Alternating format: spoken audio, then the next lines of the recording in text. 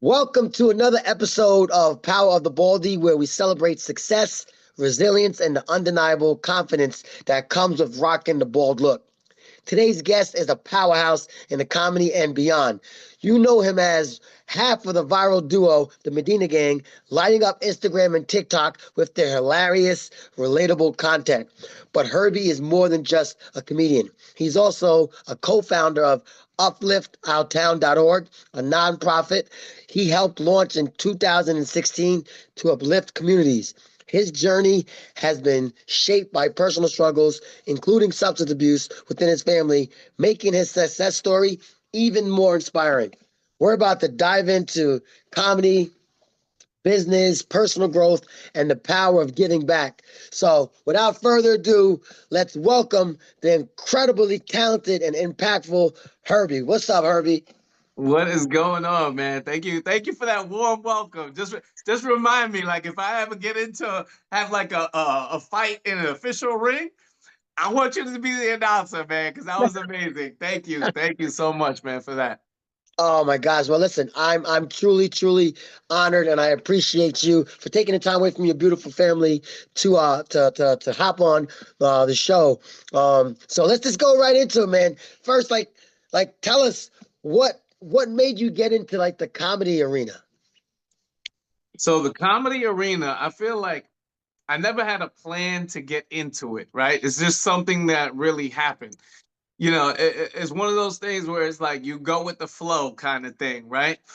So I was always like to make people laugh, you know what I'm saying? Bring a smile to people's face and just make somebody's day, whether it be opening the door for them, buying them a cup of coffee, just having a positive impact on somebody's day. That's like my main goal in life, right? So what happened for me was I always used to make these funny videos before the whole TikTok thing, and I used to send them to my family members. Sometimes I would post them on Facebook, So, but then once the epidemic happened, once there was like the virus, that's when TikTok like took off, and that's when my wife started bringing. She's like started showing me these videos, and I'm like, "Hey, come on, man!" Like I would laugh, but that was it, like, and then like, you know what? I can do this. Like, I get joy out of doing stuff like this. So I posted my first video, and at first it wasn't me and my wife. At first it was just me. I was just, because she is timid. She that's something Ah, that she's really went outside of her comfort zone to do these videos. So I give her props for that. But one thing is like I was just like with my first viral video, once like I started posting consistently, I was just like, whatever happens, happens. And then the first viral video hit, and I was just like, wow, like going through all the comments, I'm like, just the feeling of it was amazing to see people laughing with me.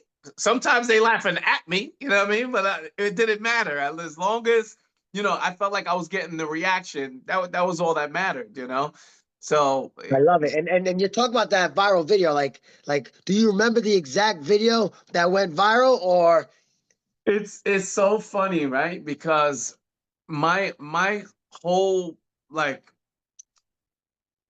what's important to me right now in my life is advocacy for substance abuse. And this video, as you know, the world as a whole drank a lot during COVID. Like whatever it is that you were involved in and got involved in, you were doing it that much more. So whether it be if you were smoking weed or you was drinking, you were home, there was nothing to do. Everybody was just like, all right, like drink, smoke, and do what gain you weight? could, to have time pass by. So this video was so it was something that was going around on TikTok. That was like, all right, I'm trying to remember exactly what it was, but I had all the alcohol like around me, and I was just like, I don't know, it was crazy, like that would be my viral video. So I don't know, it was weird the way it happened, but I took it, ran with it, and like I said, from that video, my wife's like, you're not going viral without me. So she started making videos with me. We started making videos together. And those skits are so much better than when I first started, you know? So it's like the evolution of you finding yourself in that space. Because at first it was just like I was just doing whatever, you know? I love it. I love it. And how do you guys stay consistent with it? Because I follow you guys and you guys are consistent. You guys are funny. You guys you're relatable. You're hitting trends and you're making it something that kid friendly as well. Like I could show my family and everybody. So like how do you circumvent that and stay consistent with that? I'll tell you one thing, it's a tough balance. It really is. But just like anything in this world, if you want to be good at or you want to have some level of success, you have to be consistent, especially with these algorithms. With the way the algorithms work, is they see if you're pushing out content as a content creator, they see if you're bringing them value to their platform. So if you post one video a week, guess what? They're not going to push your stuff, you know. So we knew that. We did the research. Well, I did the research going into it. I knew, you know, there was certain time frames where you should be posting.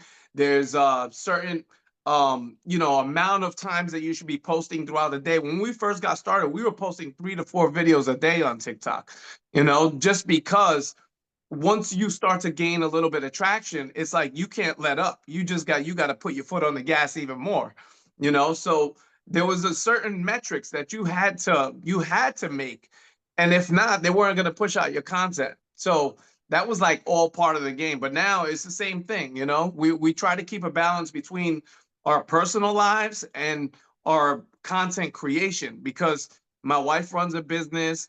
I'm in the HVAC business. You know, I have a nonprofit that I co-founded.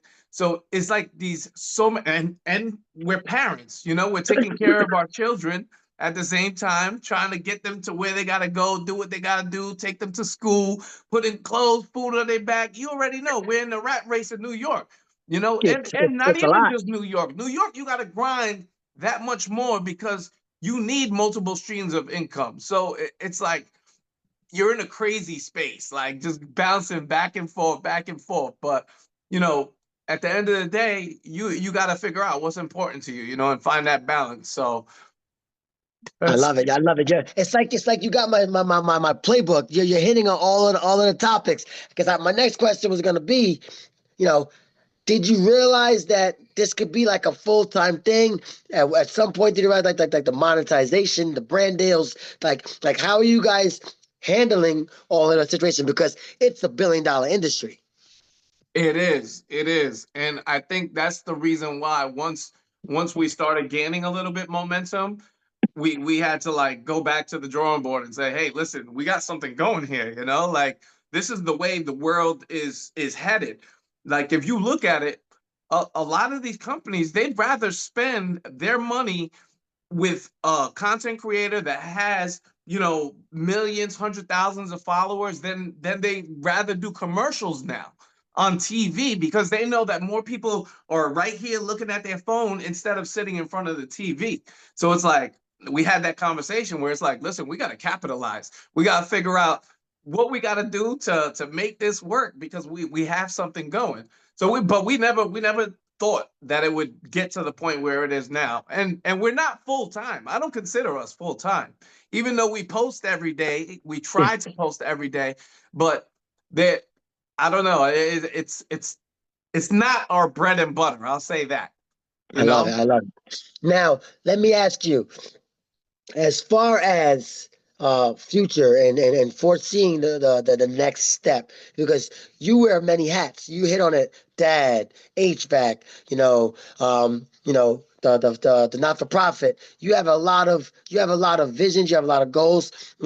It can wear down on you. like Oh yeah. like it's you got to be strategic, you got to be consistent, and your followers know you got a physical transformation going on here. So, what played into that physical transformation for yourself?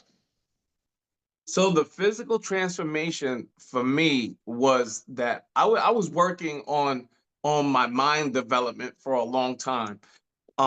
Simply because, like I said, a lot of this stems from COVID, right? So from COVID, once I figured out, okay, yeah, I've been drinking a lot more than normal. During COVID, I took the time. I decided, I was like, listen, going into the new year, I got to do something different. Like I need a break from alcohol. That's what I'm gonna do. I'm gonna do a 30-day break, and then I'll reevaluate, see how I feel from there. So I took the 30 days, and during those first 30 days, my biological mother ended up passing away to cirrhosis. So, ever since I can remember, she was a drinker. She loved drinking. That was her thing. Drinking and men. That's what she'll tell everybody. Give me a drink in my hand, give me a man I can dance with, and I'm good to go. So, but once she passed away, so I quit 2021. So leaving 2020, New Year's 2021, that was it, right? I stopped drinking. Then she passed away that same January. And then I was like, listen, you know what? I'm not going to put a date on how far I want to go. I'm going to just continue and see what I can do. And I haven't looked back since. It's been one of the best things that I've ever done with my life, is because you don't realize the things that are holding you back from getting to the finish line, getting to where you want to go. I used to procrastinate a lot. Um, we would always tell ourselves, okay, we'll wait for the perfect time. We'll wait till my money's right. We'll wait till I reach a certain level of expertise. We will, like that. I found myself waiting, and putting my priorities and the things that I wanted to do off. But once I put the drink down, I'm telling you, it just propelled me in other areas of my life that I would never would have seen. You just we use it as a crutch for so long, and as a tool for to get us through everyday life and stress. So it's like, you go to work, come home, and you're like, damn, I can't wait till 5 o'clock, because when I get home, this is my relax time. And we relate relax time with a bottle of wine or alcohol, Yeah. whatever it is. So once I was able to switch up that routine, and get past that, and like figure out other ways that I could use as a coping mechanism, that's where the getting into the gym, came into place. And once I started taking care of my mind, I was like, you know what, my body got to follow, because you stop drinking, and there's so much sugar in the alcohol that your body craves that sugar once you stop drinking. So I was eating desserts like crazy. Like, yeah, I'm telling you, and you can tell by my videos, because if you Yeah. see some of my videos, I'm eating desserts in them, and that, Yeah. that wasn't that wasn't by design, Yeah. like that was that was I, my I body thought I fiending. thought you I thought you were trying to get a sweets brand deal. I thought that was just that was, I Well, thought, I was trying. oh man, So I yeah. love I just love your positive energy and your positive attitude. How do you deal with the negativity? Because with the success comes negativity, whether it's comments, whether it's family, whether it's friends. How do you deal with that, and what do you recommend, up and coming comedians and influencers in the area to deal with that? So my thing is, you have to put up your blinders. You gotta stay tunnel vision on what you want to do in life, and you can't worry about what other people are thinking about you, because at the end of the day, they ain't paying your bills. So it's like, unless you gonna get, what I'm saying, here's my light bill, you gonna take care of that, then I don't want to hear anything you got to say. So it, That's a believe fact. me, like, That, that's a fact. And I remember when I got on TikTok, being a professional fighter, I was getting heckled. What are you doing on TikTok? That's for dances, this and that. But I was like, yo, they're paying some good bread over here on TikTok. I'm like, exactly. it's like you don't knock it till you try it. It is hard, right? Because you gotta thread that water between your image, your brand, and taking care of your family. Ultimately, I don't know about you, but putting food on the table, having a roof over their head is the most important thing. And that kind of leads me into the next question I have for you, because I think what you're doing is amazing. Can you talk about your foundation that you started in 2016? And so 2016. Now this was well, first off, the name of the organization is Uplift Our Towns. I grew up in Brentwood, New York. Okay, and for anybody that knows Brentwood, New York, a lot of what they know is what's been on the news recently. You know, there was murders of the two girls from a gang. You know, they got murdered, brutally murdered, and that was in my town. But and it's just a lot of negative that people associate with Brentwood, right?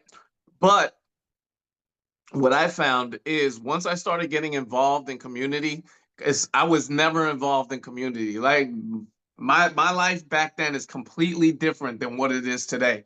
Like if I told you, and I do tell a lot of people my story, and they're like, there is no way, you know. But anyway, Brentwood has this negative connotation about it, right?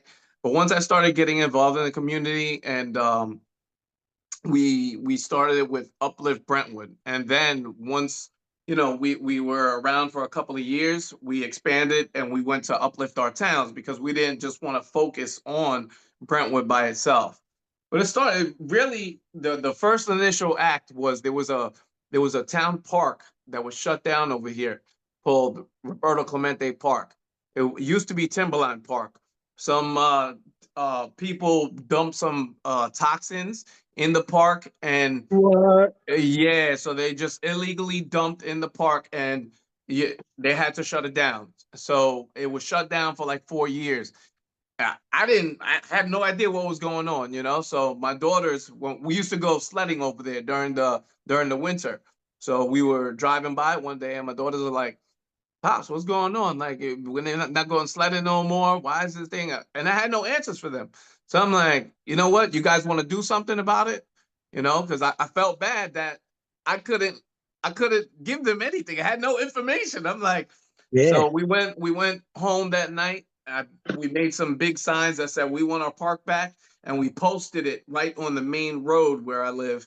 And once I posted it on Facebook, I started getting crazy feedback. Everybody's just like, I caused like an uproar, you know. They're like, yeah, that's what's awesome. going on with the park? And I had no idea what to do. I was like, shoot, I don't know. I'm trying to find out, you know. So, but from doing that, news reporters reached out to me, so I got on the news, and then other people from the community that were advocating already, in the community, they reached out to me and they were like, "Yo, listen, you have a lot of like people behind you supporting you right now. What's the next steps?" You know, and so we did a rally, and we got a petition going. It just snowballed into this big thing, and just from that one act, that was the what formed Uplift Our Towns, which now is been in existence for 9 years. You know, like That's awesome. That's yeah. that's powerful. And how do you manage the comedian, your HVAC job, as well as Uplift Talent? Because that is making an impact on people's lives. Like that's gonna be your legacy. And whether you realize it or not, you've impacted people that you probably don't even know.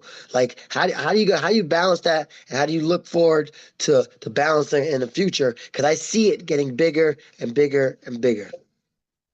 Well, like I said, the balance is the part that I struggled with for a long time. You know, is finding the time between everything. Because the while I'm getting involved and dedicating a certain amount of time to, the organization, to content creation, to my job, you blink and your kids are, they go from 10 years old to graduating college, you know. So I wanted to spend a lot more time with my family, more recently, because when the organization first started, I was like knee deep. I'm just like, yeah, let's do everything. You know what I'm saying? You Yes, have that yes. passion burning. You do one thing, and that just leads to you want to fight the world. Like I had a cape on my back, you know. So when you have the support of the community, man, it's almost like that's why they would say the power is within the people, because it really is. Mm. If people act and open up their mouths and put action behind their words, then that's when you could get things done. And I never knew that before, man. And it's just been such a blessing to have that be a part of my story, That's to awesome. go. Yeah, listen, see, that's powerful. Your story's getting better and better, man. Like, and the thing I love the most, Herbie, that you're open. You're open, and you've been very open about your family life and your family history. Can you tell us more about dealing with substance abuse? You kind of hit on it. Like, how that affected you in your life? Well, see, so I never knew where my substance abuse came from. And usually, you some people have you're predisposed, right? Or some people it's your environment, or some people it's something that caused you, something that happened in your life that caused you to look for an answer, right? And that's the thing about drugs and alcohol, is that it it does work. It works as a numbing agent, right? But it's a temporary solution to a problem that's going to be there when the high or the drunkenness wears down, right? So I grew up with my grandparents. My like I said, my biological mother, she gave us up right from birth. She rather have a drink in her hand and be hanging out with men. My father, I never met him.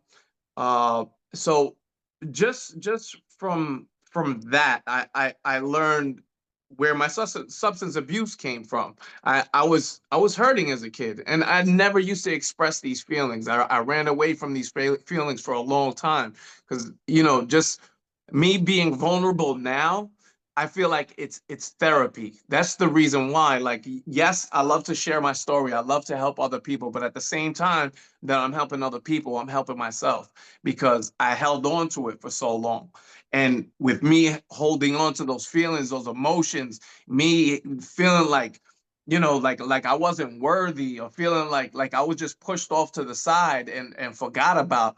Like it's crazy when I'm watching a movie with my kids, and I see, a dad at the park with, and it's just like certain scenes in movies trigger me, and I could just start crying out of nowhere. And that just speaks to how much these experiences that we had as children still affect us today. That, like, come on, that this is something that happened to me when I was, a baby, and now I'm 40, gonna be 42 years old, and something that still hits a Ringing. nerve, strikes a nerve, and like it sparks something inside of me. So I made the mistake of turning to drugs and alcohol because I felt like I had no other option at that time. I got involved in, selling drugs, and being what I grew up around was hustlers. That's who I knew. That's who I looked up to. There wasn't doctors or lawyers or anybody like that on my block telling me, hey, you know what? If you want to make money and you want to support your family, you got to go to school. You got to, eh, do what you got to do. You know what I'm saying? Like it was people that was coming to the basketball court with chains on and BMWs. That's what they was telling. Like, listen, you want to make money, you gotta sell drugs.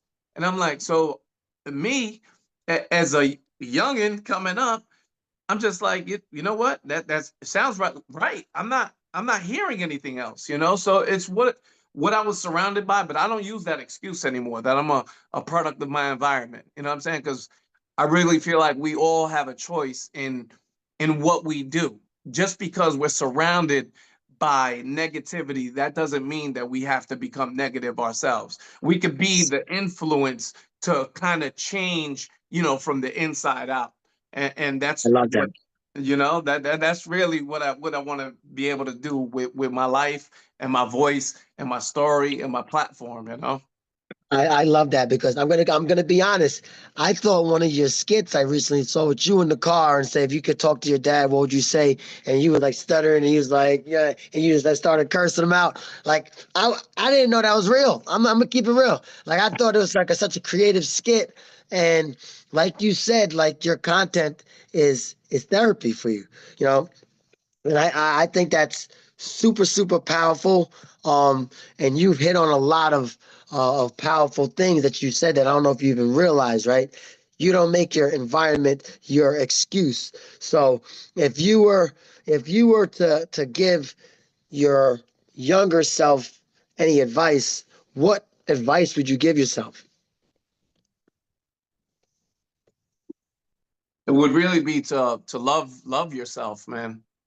You know, I was so busy and caught up in trying to satisfy and impress other people, and doing things that wasn't genuinely me. I wasn't doing it because I wanted to do it. I was doing it because of my environment, because a role model or somebody that I looked up to, that kind of put the idea in my head that I was doing the right thing, but really at the end of the day I wasn't.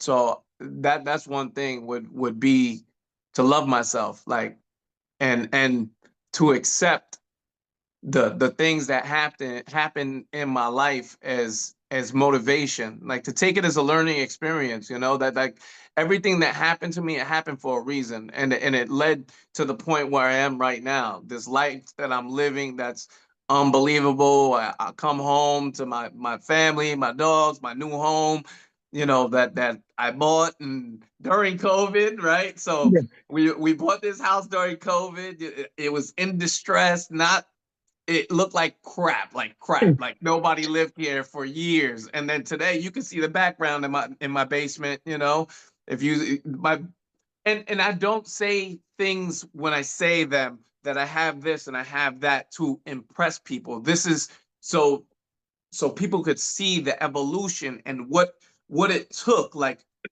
because the one thing that I always tell the youth is you could be having the worst day of your life today, but tomorrow could be the best day of your life. But you have to make it there.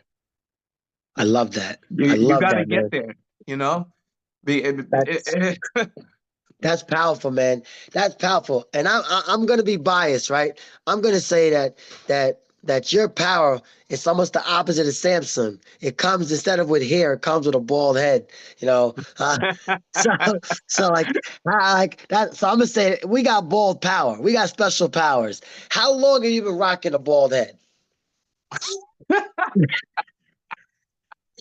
this is not willingly, like, you know what I'm saying. This is I had no choice. Yeah. Okay. Yo, man. So there's so you don't draw strength and confidence from the bald head. Oh, I do. Oh, I do. But what had happened was, right? So, I started getting a little older, and freaking, I used to tell my barber, like, yo, you gotta stop pushing my hairline back. And he's like, yo, man, it's not me, bro. Like, your hairline is starting to crawl back to the back of your head. You know what I'm saying? So Oh, I'm like, okay. I love it.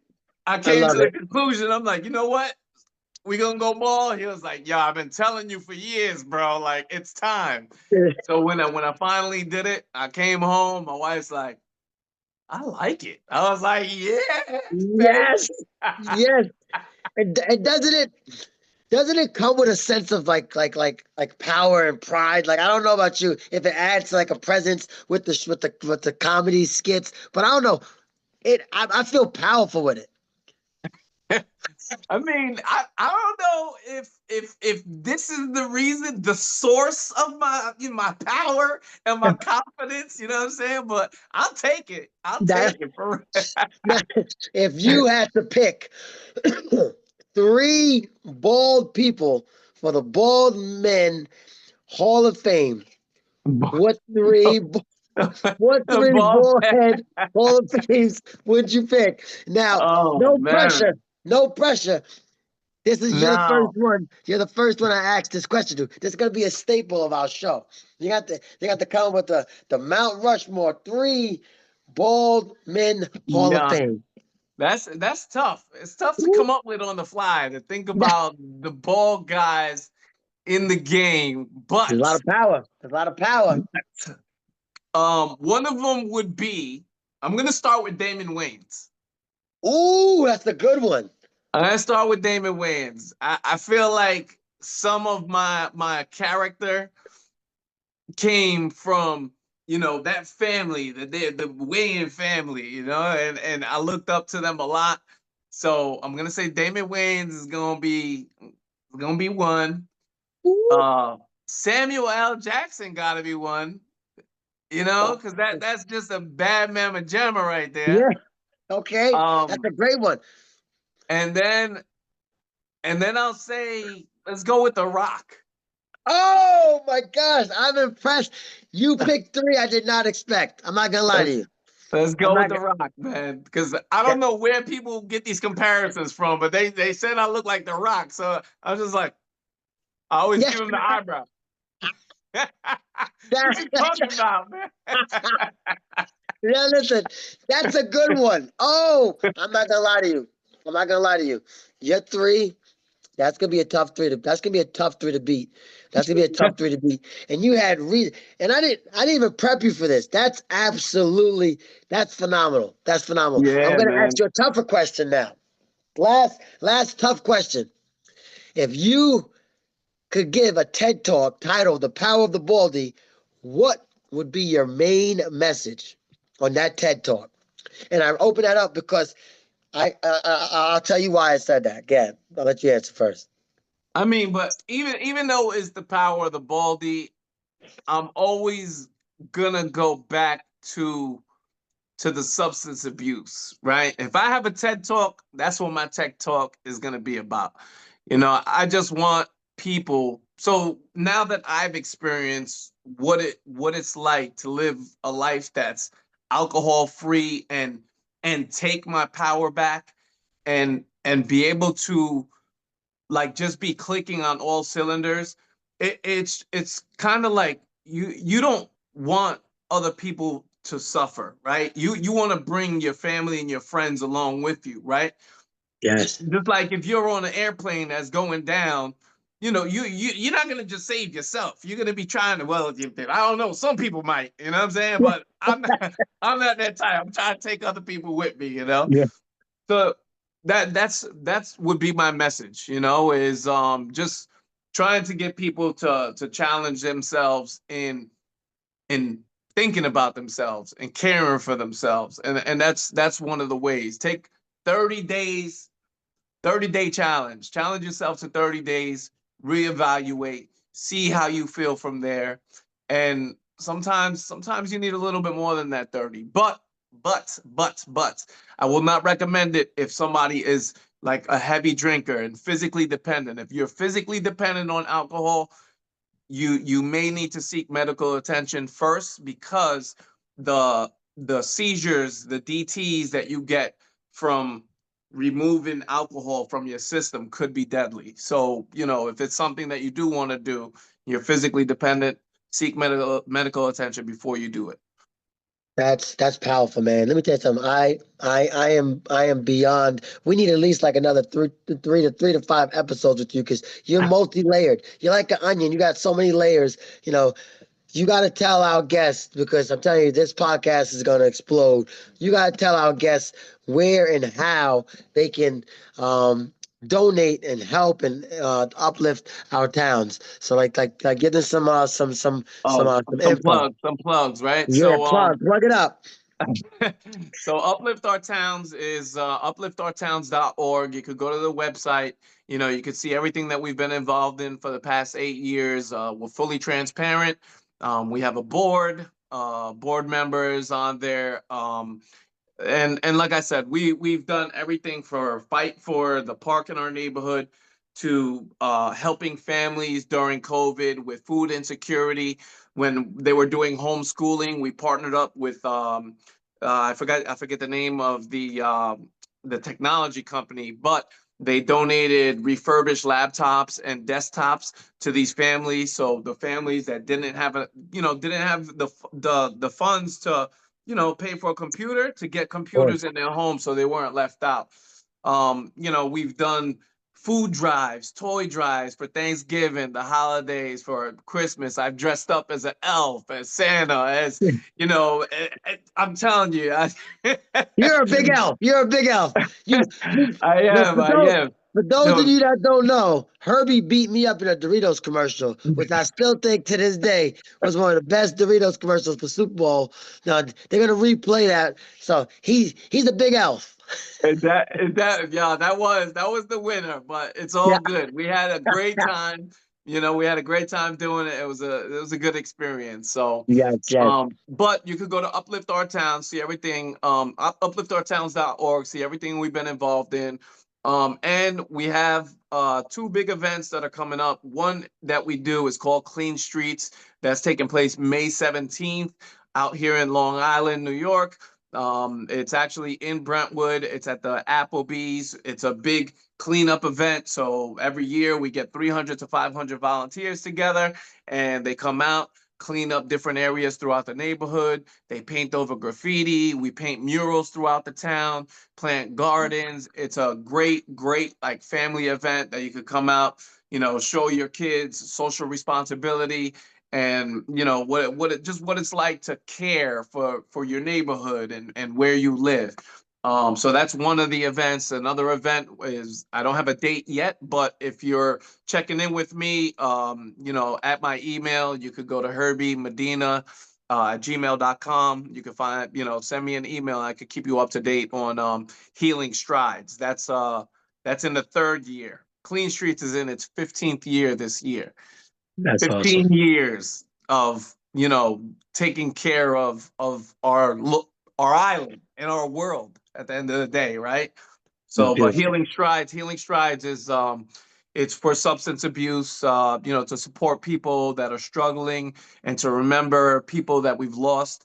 We all know that fentanyl has been, robbed families of, countless numbers of kids, and not just kids. It's people that we know every day. It's Scary. hitting everybody. Yeah, it doesn't care if we're white, black, Spanish. It doesn't care about how much money we have. It's coming into everybody's home and affecting everyone. So raising awareness for drugs and alcohol. That's what this event is about. It's called Healing Strides. That's my heart and soul right there. So we've been doing this walk going in the third year. So it's just a walk to support people, but an event at the same time. Oh, I'm getting involved, man. You touched me. Like your story has literally touched me because people see your energy, see your passion, and don't realize the pain that came with it, that made you who you are, that molded you and made this creativity come out. Because, now I appreciate your artwork even more. And listen, you're amazing, man. I want to say thank you for coming on the show. Thank you for uplifting people, and thank you for making a difference. You're looking at, ladies and gentlemen, we're going to be one of the best motivational speakers on the planet. We're going to link up and we're going to do some stuff, with kids in jails and in drug programs, so many different things. This is not the end. This is the beginning. I just got to get you to embrace your Baldy a little bit more. Like No, believe you're a me, I, beautiful I bald embrace it, man. man. I Listen, embrace it. I do. I you got love the my Baldy. there you go. You got the pretty eyes to go with it. I don't got that, so I got. Because when I was growing up, I had curly hair. You know what I'm saying? I used to Jerry curl juice my stuff up. So I wasn't used to this. I had a. No, it took some getting used to, but I'm loving it. I'm loving the Baldy, man. Oh man, I absolutely love it. Please tell everybody where they can follow you guys. We got to get you guys to like 25 million followers. This guy got an amazing social presence, and we got to keep it growing because we need the great people like Herbie and the Medina Gang to explode because their energy and their positivity is what we need more of in this world. So let everybody know where they're going to find you so they can hop on your socials. Yeah, so on all platforms, it's at the Real Medina Gang. And so the reason why it's the Real Medina Gang, right? I told you that I grew up, didn't meet my father. That was the one video that you was talking about, right? Didn't meet Yes. my father. And when I got the call, somebody told me, okay, yeah, this guy might be your dad. And I reached out to him. He's like, this is what he told me, right? No lie. So I started, let me tell you, this broke my heart. It broke my heart, Oh, man. He was just like, your mother was a whore, and she didn't know who the dad was.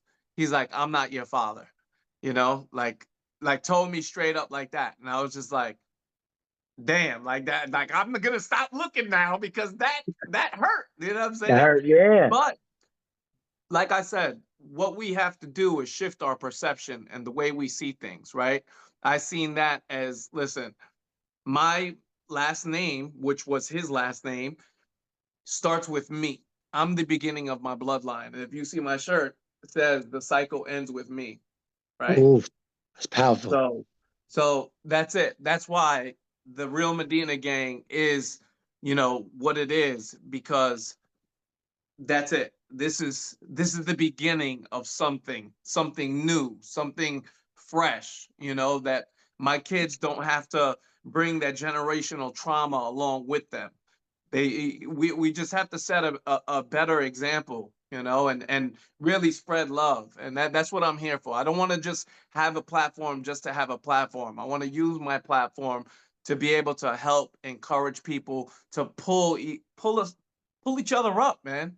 It's just we're programmed. You get programming from everywhere, radio, TV, that things that we're not supposed to be doing, but we need more positive influence, and that's what I want to do with my platform. I love it, man. So I love it, thank you, man. man. I appreciate you having me. Thank you for having me as a guest. Anytime you let me know the time, the place, I will That be there. If you want to go to the jails, to the, what I'm saying, the it's happening. programs, I'm with it, man. Everybody heard it here first. We're doing it. We're gonna do it together, man. Because I think that it's very, very powerful, and that's what I want for my legacy. It's not about how many fights I win, how many cars I drive, how many homes I own. It's about how many lives I can shape and impact. And I feel truly, truly from the bottom of my heart and my spirit that you're on the same path, same trajectory, and we're gonna do it together. We could probably go faster by ourselves, but we'll go further together. You're damn right, man. And then I love it. like my man Les Brown says, he says, those let me not mess this one up, right? So most people fail in life not because you aim too high and miss, is because you aim too low and hit. And some people don't aim at all, right? Beautiful. Facts. And that's how we wrap it up the show. You got me hyped. Let's Let's go. get it. At Oh, the Real man. Medina Gang, man.